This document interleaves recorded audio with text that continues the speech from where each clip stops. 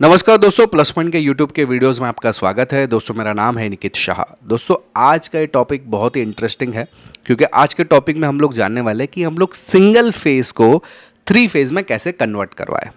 मुझे मालूम है कि आप लोगों को काफ़ी सारी ज़रूरत पड़ती कभी कभी थ्री फेस मोटर्स को चेक करने के लिए या काम करने के लिए, लेकिन आपके घर पे तो रहता है सिंगल फेस।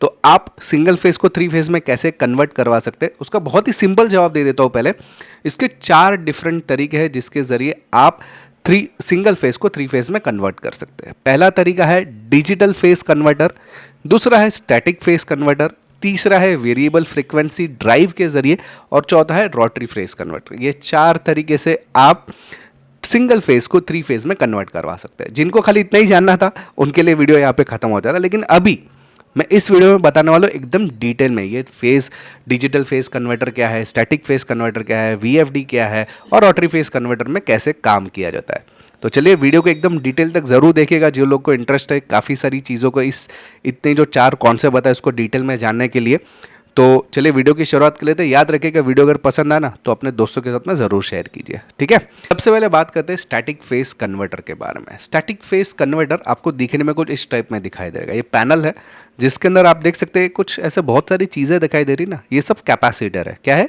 कैपेसिटर। तो बेसिकली स्टैटिक फेस कन्वर्टर जो है कैपेसिटर का या कुछ ट्रांसफॉर्मर का प्रयोग करता है जिसकी मदद से ये थ्री फेज में कन्वर्ट कर सकता है सिंगल फेज को। ओके, तो इसकी खासियत ये है कि ये कैपेसिटर और ट्रांसफॉर्मर के जरिए थ्री फेज में सिंगल फेज को कन्वर्ट कर देगा। अच्छा, इसके फायदे और नुकसान क्या क्या है वो भी देख लेते। तो खास करके जो पैनल के अंदर आपको कुछ इस टाइप में नज़र आ रहा है, इसके फायदे ये है कि एकदम कम खर्चे में काम हो जाता है। अगर थ्री फेज कन्वर्ट करना है सिंगल फेज को, बहुत ही कम खर्चे में काम हो जाएगा। सिंपल इंस्टॉलेशन का प्रोसेस है, लेकिन इसके कुछ डिसएडवांटेजेस भी है। डिसएडवांटेजेस क्या है मालूम है? एक बार आपने चालू कर दिया सिंगल फेज थ्री फेज में कन्वर्ट करके मोटर को चालू कर दिया ना, फिर वो मोटर सिंगल फेज पे ऑपरेट होगा तो हैवी लोड रहेगा ना तो ऑपरेट नहीं कर पाएगा। ओके, इसके अलावा मोटर का परफॉर्मेंस इसमें बहुत ही लूज हो जाता है। ठीक है, इस टाइप के जो अगर आप इस्तेमाल करते हैं कन्वर्टर थ्री फेज का, तो इसमें आपको मोटर का परफॉर्मेंस इतना अच्छा खासा नहीं मिलता है।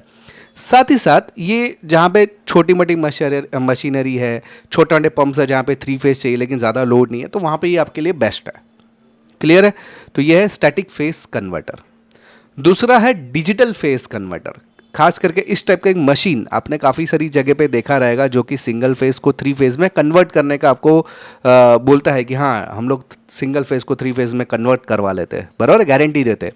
तो उसमें ये चीज़ लगती है, ये है डिजिटल फेस शिफ्टर या डिजिटल फेस कन्वर्टर हम लोग उसको बोल सकते हैं। ठीक है, इसकी खासियत कैसी रहती है? हमारे जो इलेक्ट्रिकल पैनल्स है, जो यहाँ पे आपको 2 वायर दिख रहे हैं, यहाँ पे सिंगल फेस के वायर आ जाएंगे और यहाँ से थ्री फेस की वायर बाहर निकलेगी, जो कि पैनल के ज़रिए आप अलग अलग समझो कोई भी मशीन्स हैं, हमारे 2-3 मशीन्स हैं, उसमें आप इस तरह से कन्वर्ट करके चला सकते हो। तो ये एक बहुत ही बेहतरीन मशीन मानी जाती है। इसकी खासियत में बताऊँ तो इसके अंदर एक माइक्रो प्रोसेसर रहता है, एक माइक्रो कंट्रोलर या प्रोसेसर बोल सकते हैं, जो कुछ कैपेसिटर की मदद से, याद रखें इसमें भी कैपेसिटर है, कुछ कैपेसिटर की मदद से ये सिंगल फेज को 2 या 3 फेज में कन्वर्ट कर सकता है। डिपेंड 2 वाला भी आता है इसके अंदर, इसलिए मैंने 2 बताया। तो 2 या 3 फेज में कन्वर्ट कर सकता है और हमारे सूटेबल अप्लायंसेस जो रहते हैं थ्री फेज पे चलने वाले आसानी से चल लेते हैं। देखिए कुछ इस तरीके से कन्वर्ट करता है। उसका कनेक्शन देखो, मैंने जैसे अभी एक्सप्लेन किया वैसी टाइप का कनेक्शन है। और इस डीएसपी के अंदर आपको इस टाइप के कैपेसिटर्स ही देखने मिलेंगे। ये मैंने एक वीडियो में से फोटो लिया हुआ है जहाँ पे आपको दिखाई दे रहा है कि इसमें कुछ बड़े बड़े कैपेसिटर्स है इसके अंदर। तो ये कैपेसिटर से ही बना हुआ एक डिजिटल फेस शिफ्टर है जिसमें एक माइक्रो कंट्रोलर का यूज़ किया जाता है। इसके कुछ एडवांटेजेस है, जैसे कि इसकी एफिशिएंसी बहुत अच्छी है, रिलायबल भी है। ये balance three phase power supply भी देता है, बैलेंस देता है, यानी कि तीनों फेज में ऑलमोस्ट सेम पावर या सेम वोल्टेजेस देने की कोशिश करता है। इसके कुछ लेकिन डिसएडवांटेजेस है, जैसे कि थोड़ा सा एक्सपेंसिव है और कुछ सेंसिटिव एप्लीकेशंस रहेंगे, तो ये आप ना ही करो इसके ज़रिए तो बेहतर रहेगा।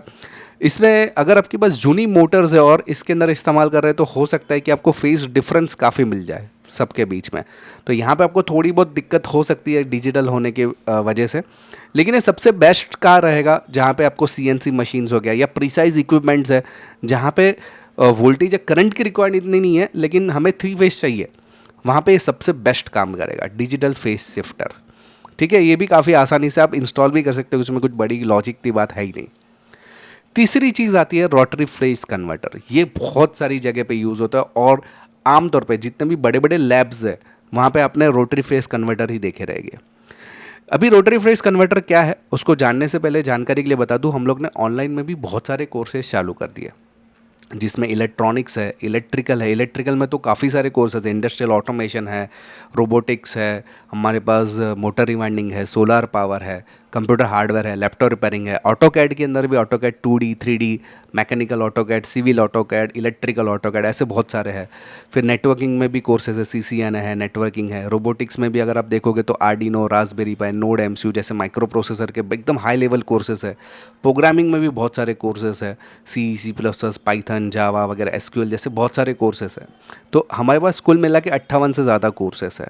अगर आपको कोर्सेज करना ना तो हमारा एक एप्लीकेशन है प्लस पॉइंट ट्रेनिंग नाम का, ये गूगल प्ले स्टोर पे आपको मिल जाएगा।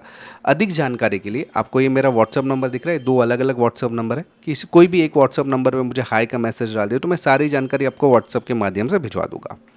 तो चलिए अभी शुरुआत करते हैं, रोटरी फेस कन्वर्टर क्या है। तो रोटरी फेस कन्वर्टर दिखने में कुछ इस तरीके से दिखता है। ये आपको एक मोटर जैसा कुछ दिख रहा है, ओके, इसको आइडियल मोटर बोलते हैं और ये इसका कंट्रोलर है। चलिए कैसे काम करता है उसको देख लेते हैं। तो होता क्या है कि इलेक्ट्रिकल पैनल से आप अगर single phase line rotary face converter में दोगे, ये क्या करेगा ना, ये जनरेटर, ये जो है ना, ये जनरेटर बोला जाता है, इसको रोटरी जनरेटर बोलते हैं। इसको सिंगल मतलब ड्यूअल फेज देगा और इधर से एक फेज जनरेट करेगा और ये फेज जनरेट करके 3 फेज बना के हमें इक्वली डिस्ट्रीब्यूट करके दे देगा। यानी कि इस जनरेटर की मदद से ही, यहाँ पे देखो मैंने बताया गया, rotary face converter uses a electric motor, यानी कि एक मोटर आपको यहाँ पे दिखाई दे रहा है, इसकी मदद से ये सिंगल फेज को 3 फेज में कन्वर्ट करता है। बहुत ही सही लॉजिक है ना, मुझे तो बहुत ही अच्छा लॉजिक लगा ये। और इस जनरेटर की मदद से सिंगल फेज से 3 फेज बन जाता है। बहुत बढ़िया। कैसे काम करता है उसको ज़्यादा डिटेल में देख लेते। तो यहाँ पे देखिए इलेक्ट्रिकल पैनल से सिंगल फेज आया है, ये 2 लाइन अंदर गई, यहाँ पे जनरेटर को चलाया और तीसरी मैग्नेटिक फील्ड की मदद से यहाँ पे तीसरी लाइन जनरेट करी हुई है और ये 3 लाइन की मदद से 3 फेज आपको बाहर मिल जाता है। ओके, तो ये है हमारा 3 फेज जनरेटर, जिसको हम लोग रोटरी फेस जनरेटर भी बोल सकते हैं। इसका कनेक्शन कुछ इस प्रकार से रहता है कि आपका ये जो पैनल बोर्ड है उसमें सिंगल फेज इसके अंदर गया, यहाँ पे से 2 फेज प्लस एक, मतलब अंदर एक कनेक्शन रहता है। वैसे इसमें भी कैपेसिटर्स वगैरह रहते हैं जिसके ज़रिए यहाँ पे 3 लाइन आई है और इसको चलाने के बाद यहाँ से 3 फेज जनरेट होके हम लोग बाकी जो हमारे 3 फेज इक्विपमेंट्स है वहाँ पे सप्लाई देते हैं। ठीक है, तो इसकी मदद से 3 फेज बनता है, याद रखिएगा ये चीज़। ठीक है, तो इसके अंदर पैनल की बात करें तो पैनल में देख सकते हैं कुछ कैपेसिटर्स वगैरह आपको सब नज़र आ रहा है। ठीक है, और ये हमारा मोटर है, आइडियल मोटर जिसको हम बोल सकते हैं। ठीक है, जो हमारे लिए 3 फेज जनरेट करने का काम कर रहा है। अगर कुल मिला के बात करें इसके एडवांटेजेस की, तो ये इसमें कैसा है ना, एक हैंडल लार्ज, एक बड़ी बड़ी मोटर्स को भी आसानी से हैंडल कर सकता है। इसमें ट्रू 3 फेज पावर मिलता है हमें। ट्रू 3 फेज पावर का मतलब क्या होता है, जो डिजिटल फेज शिफ्टर रहता है ना उसमें थोड़ा बहुत लैगिंग्स रहता है, इसमें लैगिंग नहीं रहता, एकदम प्योर 3 फेज जैसा ही हमें मालूम पड़ेगा कि भाई प्योर 3 फेज मिल रहा है, वैसे ही लगेगा।